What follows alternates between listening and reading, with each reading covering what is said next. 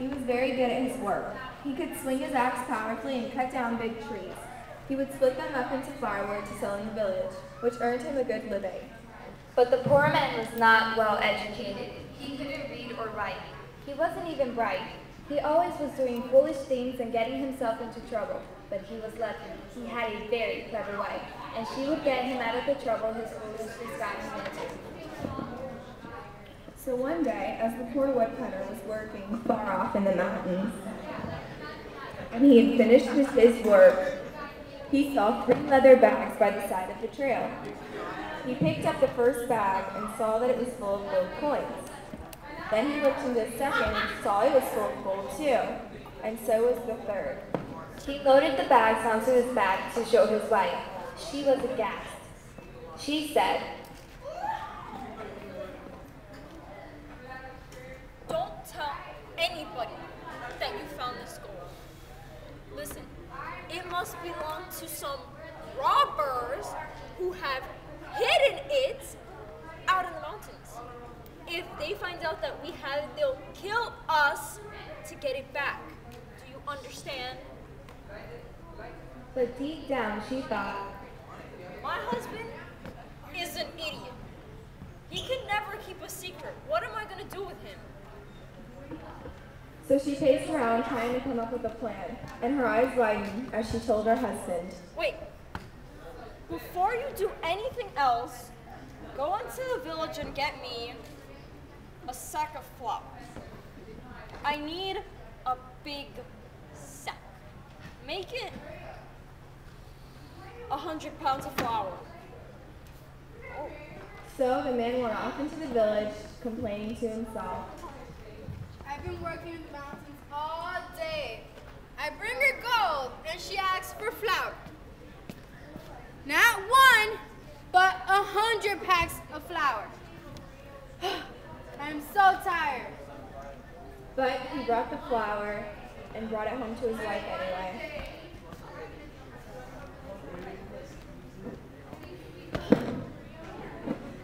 Thank you! You know what? You have been working so hard all day. Why don't you go rest for a while? so he put on his rubber ducky pajamas. He laid down on his bed and fell fast asleep, snoring loudly. As soon as he began to snore, his wife went to work. She began to make tortillas. She made batch after batch after batch of tortillas. She made them until the stack reached clear up into the ceiling in the kitchen. She turned that whole 100 pounds of flour into tortillas. Then she took them outside and drew them all over the ground.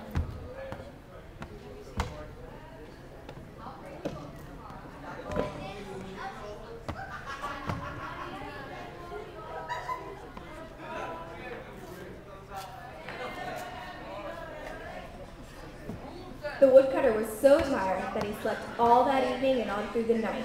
When he awoke to head off for work, he stepped outside and saw that the whole ground was covered with tortillas. So he called out to his wife. What's happening here? Wife! Yes. What's this? What's this? Oh my goodness. It must have snowed tortillas last night. What? Excuse me? You've never heard of it snowing tortillas? No, it doesn't snow tortillas in Mexico. It's not gonna snow tortillas in Florida.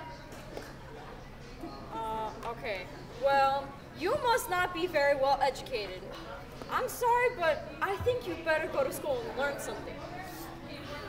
So she packed him a little lunch as he dressed up in his Sunday suit. She went over, tightened his tie, and sent his butt off to school. He didn't know how to read or write. Somebody open my curtains. We're having some technical. I know, the curtain. Got some technical difficulties. I gotta fix that road over there. Oh my God, girl. No, it's off He the didn't track. know how to read or write, so they put him in the first grade. He had to squeeze into one of those little chairs the children sat in. The teacher asked questions, and the children raised their hands enthusiastically. Okay, class. What's He didn't know the answers to any of those questions. He grew more and more embarrassed. Finally, he couldn't stand it any longer. He stomped out the school and hurried home. He picked up his axe and said to his wife, You know what? I had enough of that education we talking about. So you know what? Since I'm a man, I'm gonna go cut some wood. Since I'm a woodcutter. So, about a week later, just as the woman had suspected, the robbers showed up at the house one day. Very slowly. Where's my gold? Gold. Money. Cash. Shut up. Gold?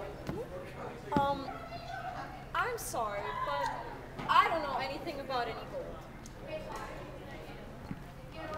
Don't lie to us, woman. Your husband's been going around town. Bouncing. 3 sacks of gold and they're ours. Want it back, husband? Yeah. Your husband. Your husband. Let me explain something. Explain.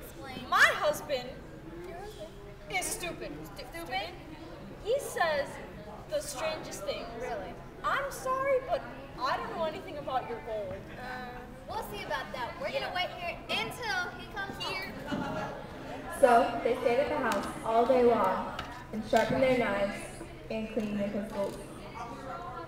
Towards the evening, the woodcutter came up the trail with his axe.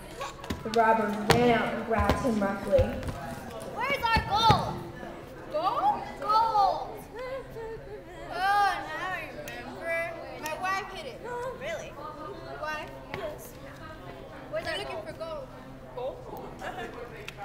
Gold? Gold! Why don't you say gold one more time? Gold! I don't know anything about any gold, okay? I have no idea what you are talking about. Don't you remember? You snowed tortillas and then you said I was stupid, so you sent me to school? No tortillas. School?